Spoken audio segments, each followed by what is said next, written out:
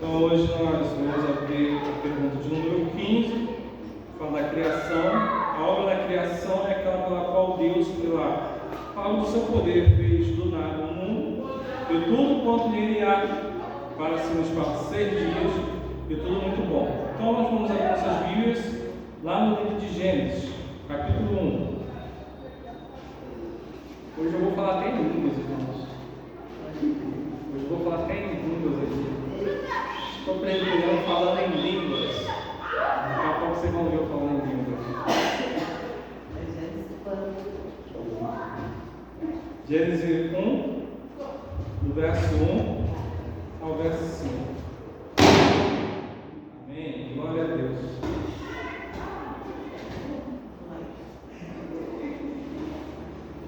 Eu vou ler, vocês vão acompanhar. Tá bom? Então a leitura bíblica de Gênesis, capítulo 1, do verso 1 ao verso 5. Diz assim: No princípio criou Deus os céus e a terra. A terra, porém, estava sem forma e vazia. Havia trevas sobre a face do abismo, e o Espírito de Deus pairava sobre as águas. Disse Deus: haja luz, e houve luz. E viu Deus que a luz era boa, e fez separação entre a luz e as trevas. Chamou Deus a luz dia, e as trevas noite. Houve tarde e manhã, o primeiro dia. Então, a primeira pergunta que nós temos do Catecismo Maior é a obra da criação. Ela diz assim a resposta: a obra da criação é aquela pela qual Deus, pela palavra do seu poder, fez do nada o mundo, e tudo quanto nele há para si no espaço de 6 dias, e tudo muito bom. Então, nós estamos vendo essas perguntas, as respostas do Catecismo Maior, que são as questões doutrinárias de nossa igreja, a nossa confissão de fé e o Westminster, juntamente com o breve catecismo, e então o Catecismo Maior, elas orientam e trazem para nós as clarezas, as perguntas, os questionamentos sobre a palavra de Deus. Então nós entendemos, e nós já vimos por vários motivos, como ela foi criada no ambiente da igreja, da abadia de Westminster, na Inglaterra, do parlamento, e os motivos que levaram até esse momento. Então, o breve catecismo, juntamente com o Catecismo Maior e a confissão de fé, criados então na Assembleia de Westminster, traz para nós então as normativas e as diretrizes para nós como padrões doutrinários para a nossa vida e para a nossa igreja, a Igreja Presbiteriana do Brasil. E essa pergunta ela é importante como todas as outras e vai nos falar um pouco sobre a obra da criação. E o livro de Gênesis que nós lemos, o capítulo 1, nos traz então esse momento pelo qual Deus cria todas as coisas. Então o livro de Gênesis, ele também vem denominado não no português, mas de uma palavra hebraica. E quando nós lemos no princípio, como nós lemos no hebraico, está escrito lá Bereshit, que significa simplesmente no começo. Então a palavra Bereshit significa no começo. E é um dos livros dos começos. Gênesis é o livro dos começos. Gênesis é o livro das origens do mundo, da humanidade, do próprio povo de Israel. E é o primeiro versículo que nos diz, de fato, o que havia no começo. No começo, então, havia Deus. Deus está no começo de todas as coisas. E com Deus, então, criou o céu e a terra. E a maioria das palavras que as pessoas conhecem, então algumas até conhecem até mesmo o hebraico, como a primeira frase ali, ela é colocada. E a primeira frase do hebraico, como nós vemos ali, vai dizer assim: Bereshit bara Elohim et hashamayim ve'et ha'aretz. Porque, então, nós vemos o princípio. No princípio, criou Deus os céus e a terra. Por quê? Porque esse versículo é tão significativo para nós. Porque ele é tão significativo para a palavra de Deus. Mesmo que as pessoas que afirmam não acreditar em Deus, ainda conhecem essas palavras. Então, Gênesis é o livro dos começos. E ela conta a história do início da raça humana em geral, o início da raça hebraica em particular, e a Bíblia então hebraica ela intitula esse livro como de Bereshit, no princípio, conforme a primeira palavra que nós vemos aí no texto hebraico. E as páginas de Gênesis introduzem então conceitos básicos da mensagem bíblica. Deus é apresentado como também um ser pessoal, Deus é apresentado como um ser absoluto, que se importa com a sua criação, com a luta humana diante de um mundo então caído. Gênesis então ofereceu a Israel uma explicação sobre a história do mundo, sobre a criação do mundo. Ali também nós vamos ver Moisés explica como o plano original de Deus para a criação foi arruinado por causa do pecado e como Israel foi separado para o propósito especial de mediar as bênçãos redentoras de Deus a esse mundo que havia caído. Como história divina do mundo, Gênesis então abrange mais do que qualquer outro livro da Bíblia que nós temos aqui.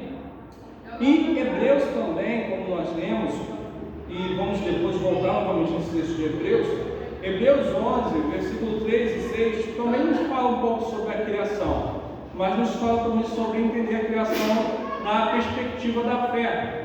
E ele diz assim, Hebreus 11, versos 3 e 6, pela fé entendemos que o mundo, pela palavra de Deus, foi criado, de maneira que aquilo que se vê não foi feito do que é aparente.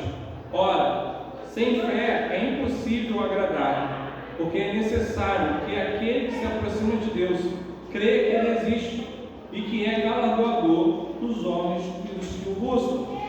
E o pastor John Calvino, quando você lê a Instituta, o primeiro livro da Instituta, ele vai falar sobre a obra da criação, ele vai falar sobre a soberania de Deus na criação. E um dos trechos da Instituta, no primeiro livro, ele tratando sobre a criação, vai dizer assim: a soberania de Deus sobre a criação nos faz lembrar, portanto, sempre que cada um de nós atenta à sua própria natureza, de que há um Deus que de tal modo governa a todas as naturezas, que quer que volvamos para Ele os olhos, que quer que para Ele dirijamos a nossa fé, que quer que o adoremos e o invoquemos como nosso Senhor, porquanto nada há mais contrário do que desfrutar de tão excelentes dádivas, as quais em nosso íntimo comprovam que existe um Deus Criador. E no livro de Gênesis, quando nós lemos todos os capítulos do livro de Gênesis, então nós temos 4 momentos importantes da história de Gênesis, do princípio de todas as coisas. Então, Gênesis separa para nós 4 momentos. Então nós vamos perceber esses 4 momentos importantes. O primeiro momento da criação vai ter a queda. Depois nós temos um outro que é da morte de Abel até então o dilúvio da terra e a Torre de Babel. Nós vamos ver também então os patriarcas e depois o exílio no Egito. Então da criação e até a queda, nós vamos ver então Gênesis 1 e aí alguns capítulos mais. Nós vamos ver Deus criando os céus e a terra, a luz, o mar, a terra seca, as plantas, os astros, os animais. E por fim, o homem ele é criado, também a mulher, criados então a sua imagem e semelhança. No jardim então, nós estamos no jardim do Éden. Deus planta no Éden ali, coloca Adão e Eva para cuidá-los, mas proíbe deles de comer do fruto da árvore do conhecimento do bem e do mal. Depois então, ao desobedecerem Deus, acontece a queda. Adão e Eva desobedecem a Deus ao comer do fruto proibido, resultando então na entrada do pecado na humanidade e também faz o resultado de que eles são expulsos do jardim do Éden. Então esse seria o primeiro momento importante. O segundo momento importante vai da morte de Abel, que passa pelo dilúvio e também pela Torre de Babel. Então nós temos a história dos 2 irmãos, Caim e Abel, a primeira família após o Éden. Ela vive marcada também pelo pecado, e o que se manifesta é a morte de Abel pelas mãos do seu irmão Caim. Logo depois nós vamos ver a depravação da humanidade, e então Deus viu punir essa depravação com um dilúvio. A humanidade se torna cada vez mais perversa, levando Deus a enviar um dilúvio para purificar o mundo, poupando então somente a família de Noé e seus familiares. Nós temos então, depois do dilúvio, Deus faz uma aliança com Noé, e Deus estabelece uma aliança com Noé e também seus descendentes. Nesse então segundo momento, acaba então finda-se com a Torre de Babel. A humanidade ela tenta construir uma torre elevada e para alcançar os céus, mas Deus acaba ali confundindo as línguas e espalhando o povo por toda a terra. O terceiro momento importante de Gênesis, então, é o momento então, que nós vamos ver Abraão e também os patriarcas. Nós vamos ter o chamado de Abraão. Primeiro o nome dele é Abrão, depois é mudado o nome. Deus chama Abraão então da terra de Ur dos Caldeus, promete para grande nação e uma bênção para todas as famílias da terra através da sua descendência. E ali Deus também estabelece um pacto, estabelece uma aliança com Abraão, pelo qual nós chamamos de pacto abraâmico. E temos depois a história dos outros patriarcas, como Isaac, Jacó, José. Então esses são os patriarcas que vão vir após eles, que são personagens centrais dessas histórias, que abordam então os conflitos também, conflitos familiares, injustiças. Nós vamos ver o perdão e a preparação para o estabelecimento do povo de Israel no Egito. E então nós temos o último momento, que é o quarto momento, que é ali então o momento do exílio no Egito. José então ele vai ser vendido por seus irmãos para o Egito, mas com o passar dos anos ele acaba ascendendo uma posição no poder do Egito, que é crucial para a salvação da sua família e ali também da família de Jacó. Então a família de Israel no Egito, Jacó e toda a sua família, então eles se mudam para o Egito sob todo o cuidado de José, então preparando o cenário que vai vir um próximo cenário que já não é no livro de Gênesis, que vai ocorrer no livro do Êxodo, que é quando então a família então vai ter ali toda aquela geração passada, uma nova geração se levanta, passa-se um tempo ali então no Egito, e depois então Deus levanta Moisés para libertar o seu povo. Então esses são os quatro grandes momentos que nós temos dentro do livro de Gênesis. Então nós temos a criação até a queda, nós temos o segundo, que é a morte de Abel, o dilúvio e a torre de Babel, nós temos Abraão, os patriarcas, e por fim o estabelecimento no Egito. Isso tudo para nós revela também a nossa história, revela a história do nosso começo, a história do começo da humanidade, de como tudo surgiu. E ali nós então vamos ver como é o começo de todas as coisas, porque a história ela nos traz momentos que são importantes, marcantes para nós, porque nós somos frutos de história. Nossa igreja é regida por história, nós temos uma história para contar. Então a Bíblia ela também nos traz as histórias de como nós fomos formados, criados, e como todo o povo de Deus sempre caminhou desde Gênesis e até o livro de Apocalipse.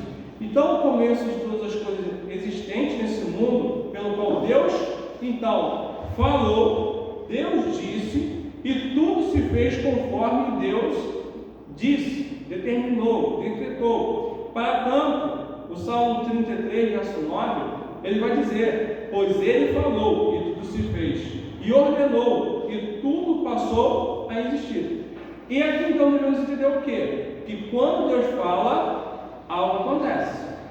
Quando Deus fala, algo acontece, pois a sua palavra ela é poderosa e soberana, sendo também irresistível. A palavra de Deus ela é irresistível e a palavra de Deus também é irrevogável. Ele disse e nada vai mudar do que ele disse. E aí nós vamos ver então a frase: no princípio Deus criou os céus e a terra, de Gênesis 1 que nós lemos, refere-se então a um passado indeterminado, no qual Deus fez com que o universo viesse a existir do nada. Deus fez todas as coisas a partir do nada. E a declaração de Gênesis 1 e o verso 2 é a declaração de que Deus criou o universo, enquanto que a explicação sobre os dias trabalhados, que são os dias criativos, é apresentado no restante do capítulo 1, que nós vamos acompanhando nas suas leituras. Então, Deus revela o seu poder, o poder criador de todas as coisas, e simplesmente ordenando que essas coisas passem a existir pelo poder de sua palavra falada. Deus criou todas as coisas, e isto é uma matéria de fé. E aqui está a questão toda. Quando nós falamos da criação, quando nós falamos do capítulo de Gênesis, capítulo 1, essa questão não é uma questão de lógica ou uma questão de ciência humana, como temos a teoria, e falamos semana passada sobre a teoria do Big Bang. A questão não é uma questão de ciência. Até para você falar do Big Bang, é uma matéria de fé, não é uma matéria de fé em Deus, mas é uma matéria de fé de que as pessoas acreditam, os cientistas acreditam que o mundo veio de uma grande explosão. Ponto. É uma matéria de fé. Eles acreditam nisso, eles defendem isso. E tudo aquilo que você acredita e defende é uma matéria de fé. É igual dizer para o ateu: o ateu não tem fé. Lógico que ele tem fé. Ele tem tanta fé, que ele acredita que Deus não existe. É uma fé. É crer em alguma coisa. Então todo ser humano está subordinado a ter uma fé, uma crença em algo ou alguma coisa. Então, quando a gente fala de Gênesis, você tem como provar? Vamos provar pela arqueologia, vamos provar pela ciência, pelas questões científicas. Não tem como você trazer matéria de explicação lógica e humana para algo que é matéria de fé. E a fé, ela é algo, ou a fé na verdade é um dom de Deus. A fé não é para qualquer um. Ainda mais a fé em Deus, ainda mais a fé nas Escrituras. A fé é um dom que somente Deus pode nos dar. Nós não temos assim: eu tenho fé, a fé é minha, brotou de mim. Não, é algo produzido pelo próprio Deus em nós. Tanto é que quando nós lemos a carta de Paulo aos Efésios, o que Paulo escreve lá? Porque pela graça sois salvos, mediante o quê? A fé. Isso não vem de vós, é dom de Deus. Olha, é dom de Deus. A fé não vem de vós, ela é o quê? Dom de Deus. Ela vem de Deus para crermos. Nós só conseguimos crer em Gênesis 1 porque Deus nos deu a fé para crer. Nós só acreditamos em Jesus Cristo como Filho eterno e amado, crucificado, morto, sepultado e ressurreto ao terceiro dia, por matéria de fé, porque nós não estávamos lá. Nós não estávamos na criação, nós não estávamos na crucificação, nós não estávamos lá. Mas nós cremos por meio da fé. A fé pela qual Deus colocou no coração de cada um de nós para que possamos crer. E nessa maravilha da criação, na maravilha da salvação e na redenção por meio de Jesus Cristo, que nos faz crer e aceitar Deus como Criador de todas as coisas. Não tem como você dizer assim: sou um cristão que não acredito na criação. Sou um cristão, não acredito que Deus criou todas as coisas. Quando nós falamos de pessoas em um mundo sem Deus, e que esse mundo, que essas pessoas sem Deus, e que não foi habilitada por Deus, ou seja, Deus não concedeu para essas pessoas a fé para que todos possam crer nele. Deus dá a fé para quem Ele quer, como dom, para quem Ele quer que Ele creia. De repente vai estar lá, você e sua esposa, ou seu marido, e vai dar a fé para um, vai dar para outro. Você e seus filhos, pode ter 5, 10, vai dar para 5, vai dar para outro 5. Isso é dele. Isso é um dom dele. Ele é o Criador. E como Criador, ele faz como quer. E bem entende. Porque é dele. E quando nós olhamos para isso, então, e olhamos para essa fé, que só é possível crer nesse Criador a partir do momento que ele concede essa fé, nós vamos observar e entender que esse Deus é Criador, que esse Deus ele é provedor, que esse Deus ele é governador, sustentador de todas as coisas. Mas, por mais que você fale isso para quem não tem o dom da fé, ele vai negar a sua existência. Deus pode criar, prover, governar, sustentar, mas se ele não foi abençoado pelo dom da fé, ele vai negar que há um Deus Criador de todas as coisas. Por isso, então, quando eu falei lá atrás, para voltaremos no texto de Hebreus 11, no texto de Hebreus 11, verso 1 e 3 nos remete à criação. Quando nós lemos Hebreus 11, verso 1 a 3, diz assim: ora, a fé é a certeza das coisas que se esperam e a convicção de fatos que se não veem. Olha o que é a fé. A fé é a certeza de coisas que não se esperam e a convicção de fatos que não se veem. Nós não vemos Jesus, nós não vemos Deus criado, nós nós temos. E aí continua: pois pela fé os antigos obtiveram bom testemunho. Pela fé entendemos que foi o universo formado pela palavra de Deus, de maneira que o visível veio a existir das coisas que não aparecem. É igual quando nós participamos da ceia. É uma frase de Agostinho que ele diz que a ceia ela vai simbolizar, vai demonstrar algo que nós não podemos ver, algo que a gente não pode enxergar, porque nós estamos limitados somente a enxergar ali. É a graça de Deus, a manifestação do poder de Deus. Então, quando nós olhamos para tudo isso, para essa graça de Deus que é colocada para nós vamos ver então que é matéria de fé. Então Deus deu forma e ordem a esse universo. Então, de acordo com a narrativa bíblica, com a narrativa da criação de Gênesis, Deus criou os céus e a terra. Propositadamente, Deus criou o mundo de tal maneira que o homem pode entender a sua origem e aceitar, então, por meio da fé.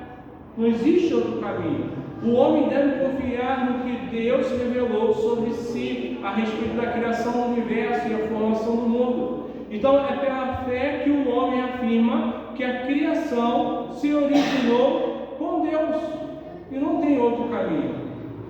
Para tanto, novamente, o pastor João Paulo vai dizer sobre o que nós podemos entender sobre a criação. Ele diz assim: podemos aprender que pelo poder de sua palavra e de seu Espírito, Deus criou do nada os céus e a terra. Daqui produziu a todo gênero, animais e coisas inanimadas. Distinguiu em admirável sequência incontável variedade de coisas. A cada gênero revestiu de sua natureza específica. Designou funções, atribuiu regiões e moradas. E visto que todas as coisas são vulneráveis à corrupção, contudo providenciou que, preservadas, se conservem as espécies uma a uma até o dia final. Aprendemos igualmente que Deus sustenta suas espécies de maneira misteriosa e de como, de instante a instante, novo vigor lhe injeta.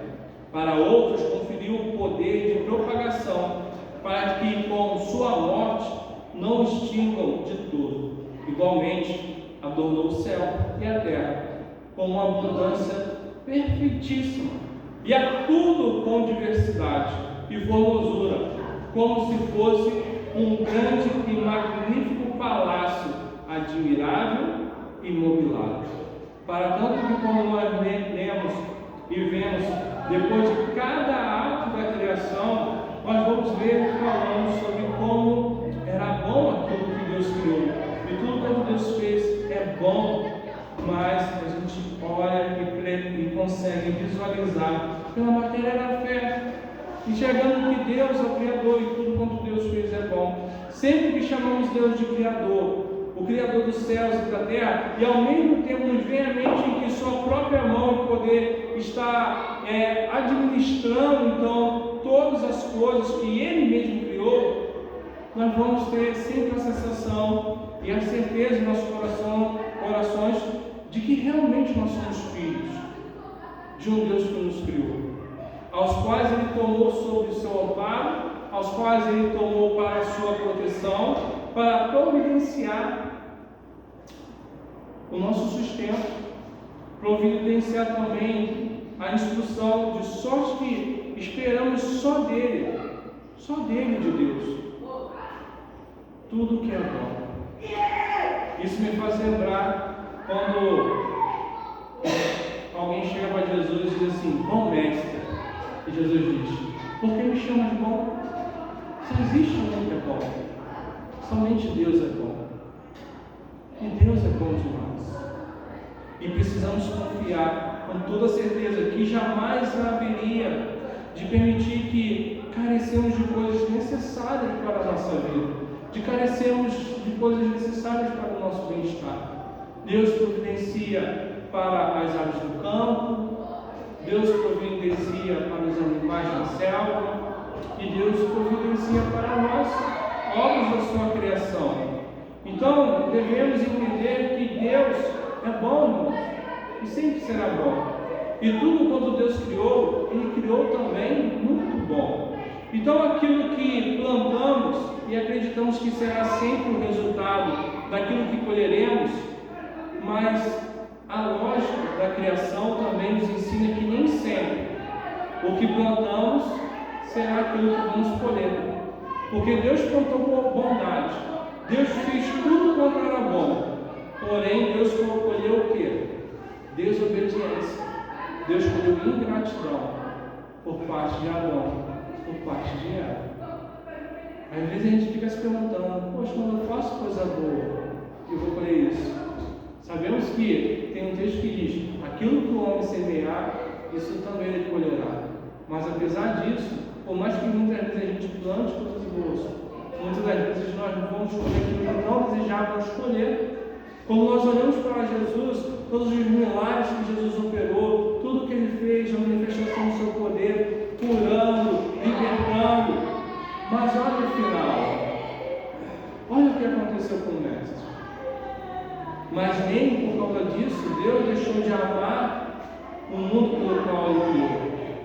Por isso que Ele fala em João capítulo 3,16, porque Deus amou o mundo de tal maneira que deu seu Filho unigênito, para que todo aquele que nele crê não pereça, mas tenha a vida eterna. É o mundo que Ele criou, um mundo pelo qual Ele preserva até o dia de hoje. Se não fosse pela sua misericórdia, se não fosse pela sua compaixão, todos nós não estaríamos aqui. Mas é pelo amor, pela graça e pela fé que nós cremos que Ele é o nosso Criador. Por isso, voltamos à pergunta: o que é a obra da criação? A obra da criação é aquela pela qual Deus, pela palavra do seu poder, fez do nada o mundo e tudo quanto nele há, para si, no espaço de 6 dias, e tudo muito bom. As dificuldades de qualquer ordem que nós passemos ou enfrentemos, não são motivos para pensarmos que Deus não se importa conosco. Deus cuida de cada um de nós como cuida das aves e dos lírios do campo, providenciando sempre o necessário para podermos comer, para podermos beber, para podermos vestir, sem que necessitamos andar ansiosos, sem que necessitamos andar angustiados, mas que tenhamos fé e gratidão, para saber reconhecermos como Deus continua sendo bom, pois tudo quanto Deus criou é muito bom. Deus nos fez a sua imagem e semelhança, Deus nos fez para a glória do seu nome, e assim então nós cremos que Deus criou todas as coisas pelo poder da sua palavra, por aquilo que Ele ordenou, e tudo passou a existir. Deus criou em 6 dias. Nós vemos então esse mundo sendo criado pelo poder de Deus. E há uma discussão: é 6 dias, um dia por 1000 anos. Irmãos, Deus poderia ter criado tudo em apenas 6 segundos, 6 milésimos de segundo. Deus é Deus, mas Ele demonstra o seu poder criativo em 6 dias, para no 7º dia poder descansar. O debate não é se é literal ou não é literal. O que é importante é crermos num Deus que criou todas as coisas, num Deus que existe, num Deus que está ao nosso lado, e num Deus que continua do lado da sua criação e preserva até o dia de hoje. Que o Senhor então nos abençoe e que nada, ninguém possa colocar dúvida em nossas cabeças sobre aquilo que Deus criou para a glória do Senhor. Que Deus assim nos abençoe, em nome de Jesus. Amém.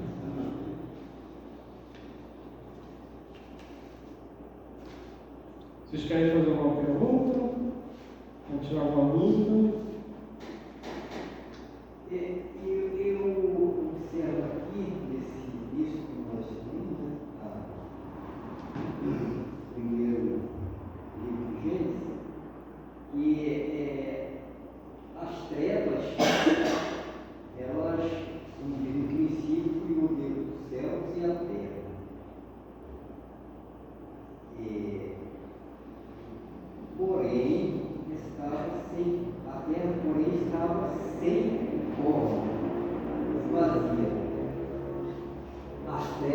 existia, não é isso? Deus é o criador de todas as coisas. As trevas já existiam. Depois é que veio A luz e as trevas são uma coisa só. Sim, mas depois é que veio essa criação. Aqui diz que as trevas já existiam na face do abismo. Né? Aí depois veio a criação do restante. Então as trevas já existiam.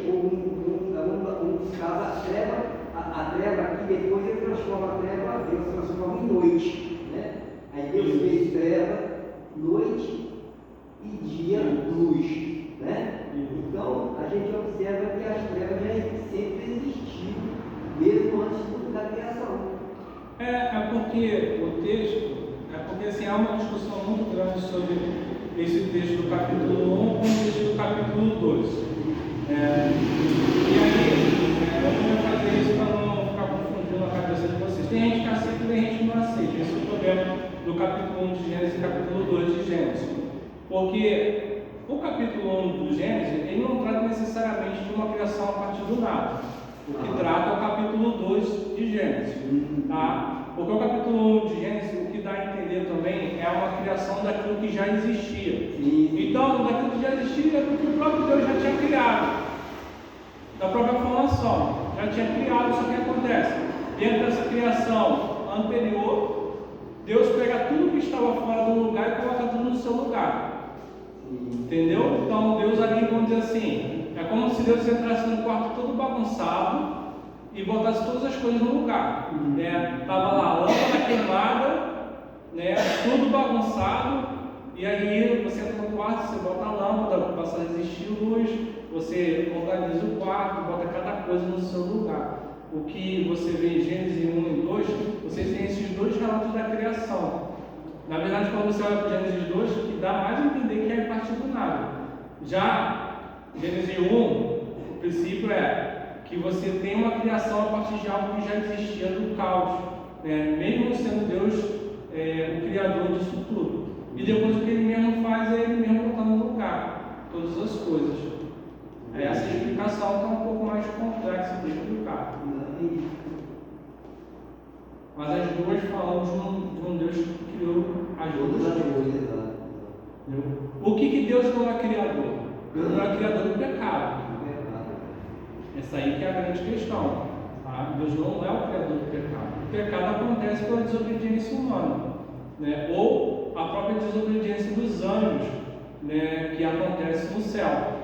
Porque a gente não tem relatos, né? Conforme eu já expliquei aqui, nós não temos relatos bíblicos que falam muito ou tratam muito da questão do pecado no céu, né? No caso que foi a rebelião. Ou o que aconteceu. O único livro que trata exatamente sobre essa rebelião no céu é o livro de Enoque. Ou um pouquinho do texto de Judas, quando a gente tem um texto de Judas ali antes de Apocalipse, ele traz ali um pedaço do livro de Enoque. E aí ele traz ali o que aconteceu no céu. Então, quando você vê os textos de Isaías ou de Ezequiel que falam lá sobre a queda, não é a queda de Lúcifer, nem de Satanás. Lá vai tratar do rei de Tiro e de Sidom, se eu não me engano. Entendeu? Mas da criação, a criação do bem e do mal. Né? Porque o que é mal? O mal depende daquilo que você vai definir como mal. Você acha uma tempestade boa? Não é boa, é mal, né? Mas foi Deus que criou. E é isso. Então o bom e o mal está diante de Deus. Né? Ele determina isso, segundo o seu querer e a sua vontade. O problema é que a gente vamos dizer assim, a gente perfaz, né? Parece que a gente é muito mais bonzinho do que Deus, né? Por que Deus permitiu a fome? Por que Deus permite catástrofe? Por que Deus permitiu aquele homem de Deus, aquela mulher de Deus morrer dessa forma trágica, torturado, pendurado de cabeça para baixo, crucificado, com flechado, dentro de um tonel de óleo quente? Isso aí é só ele sabe explicar mesmo, porque gente pela matéria nossa mesmo, humana, fica complicado de se entender. Mistério dele. Mistério dele. Isso aí só ele responde. Tem mais pergunta? Não? Amém? isso, irmãos. Então vamos colocar em pé, vamos fazer nossa oração final. Que Deus nos abençoe, né, e possamos entender a palavra de Deus. Senhor, nós queremos te agradecer pela noite que o Senhor nos trouxe a sua casa de louvor, de adoração. E, ó Deus, te louvamos, te agradecemos pela tua bondade. Nós podemos estar aqui, como nós acabamos de ver, ouvir os seus ensinamentos, ó Deus, diante da tua palavra, daquilo que tudo que o Senhor criou e tudo o Senhor fez para a glória do seu nome. A criação, o Senhor nos formou para o louvor da sua glória, para que possamos te bendizer e te adorar. Te louvamos, ó Deus, porque o Senhor colocou em nós a fé necessária para que possamos crer no Senhor, como Criador, sustentador, mantenedor. A fé pela qual nós temos Jesus Cristo, ó Pai, que nos redimiu dos nossos pecados para a glória do seu nome. Nós te louvamos, nós te bendizemos e te adoramos, ó Pai, porque Tu és o Deus Todo-Poderoso. Ó Deus, nós te louvamos, te agradecemos, ó Deus, pela vida do diácono Pedro, da irmã Sônia, do diácono Alberto, do Marcos, ó Deus, da Ana Cláudia, ó Deus, que estão aqui nessa noite. Abençoe as suas casas, as suas famílias, ó Deus, os seus lares. O Senhor conhece, Deus, as dificuldades dos seus filhos, ó Deus, e que o Senhor possa providenciar todas as coisas das quais eles necessitam. Também, assim como o ensinamento dessa noite, ó Deus, que possam guardar nos seus corações a sua palavra. E quando houverem questionamentos por parte de familiar, de amigos ou vizinhos, que não haja discussões, mas que eles possam ter a certeza e a clareza de demonstrar para as pessoas: olha, isso aqui é uma matéria de fé, e se Deus não te deu fé, você nunca vai entender. Podemos explicar horas e horas para os ímpios, pelo qual o Senhor não habilitou a fé, eles nunca entenderão. Mas, ó Deus, que nós possamos pregar para aqueles que o Senhor habilitou, ó Deus, e assim proporcionou a fé necessária para que eles possam crer no Senhor como Criador e crer em Jesus, teu Filho amado, como sustentador. E assim, ó Deus, o nosso Salvador, e assim o teu Espírito Santo age nesse mundo, ó Deus, para a glória do teu nome. Senhor, nos conduza cada um de nós para os nossos lares, guardados, amparados por ti, e que possamos ter uma noite reparadora de sono. Abençoe nossos irmãos também que não estiveram aqui nessa noite, aqueles que estão na sua casa, cada um, ó Deus, sabendo, ó Deus, as razões e os motivos, e que o Senhor esteja com eles, protegendo e guardando para a glória do teu nome. Ó Deus, muito obrigado por essa noite, obrigado pela tua igreja, obrigado, ó Deus, por tudo que o Senhor tem feito e há de fazer. Essa é a nossa oração e gratidão, e que fazemos em nome do Senhor e Salvador Jesus Cristo. Amém. Meus irmãos, Deus abençoe a todos.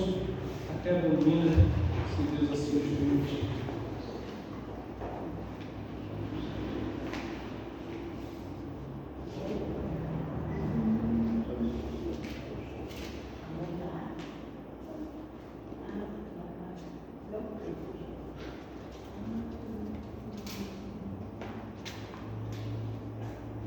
Se você quiser ir ao para ativar o programinha, pode fazer lá.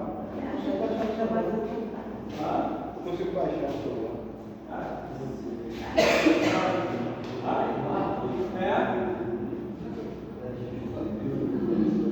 Porque aquela mensagem tem que baixar e eu vou luz. Tem de luz, eu não consigo descobrir como é que não tem como abaixo diminui. Só que eu não consegui. Eu até cheguei a pedir ao período, mas não é a alimentação. Não, seu